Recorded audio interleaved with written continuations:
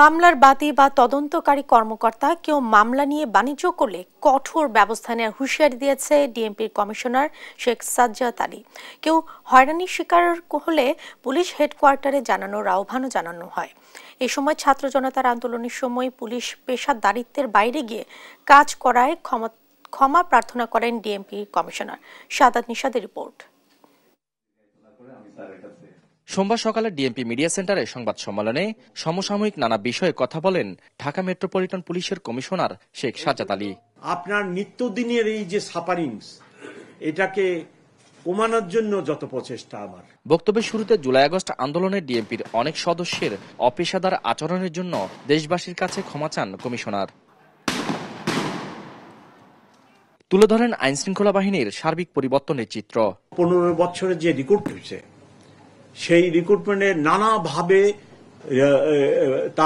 তার কি বলে নিয়োগপত্র দেওয়ার আগে নানাভাবে স্ক্রুটিনি করা হয়েছে। গণ অভ্যুত্থান কেন্দ্রিক মামলায় গণ আসামি থাকলেও সবাইকে গ্রেফতার করা হবে না জানিয়ে ডিএমপি কমিশনার বলেন, জুলাই আগস্টের হত্যাকাণ্ড নিয়ে মিথ্যা মামলাকে ঘিরে গাইডলাইন আসছে, অচিরে ব্যবস্থা দেখতে পাবেন।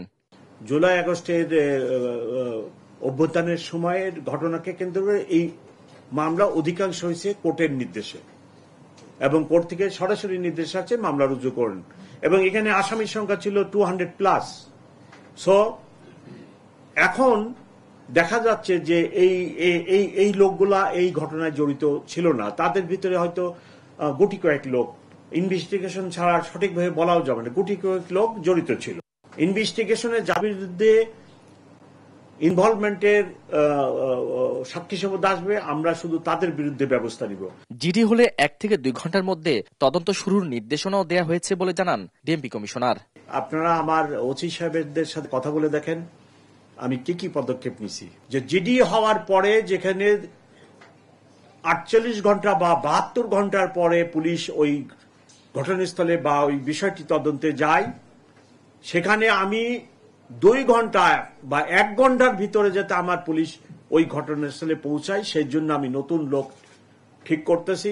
একই সাথে ছিনতাই, চাঁদাবাজি রোধে নগরবাসীর সহযোগিতা চান ডিএমপির নতুন কমিশনার, এবং আপনারা আমাকে সাহায্য করবেন। সাদাত নিশাদ, দেশ টিভি, ঢাকা।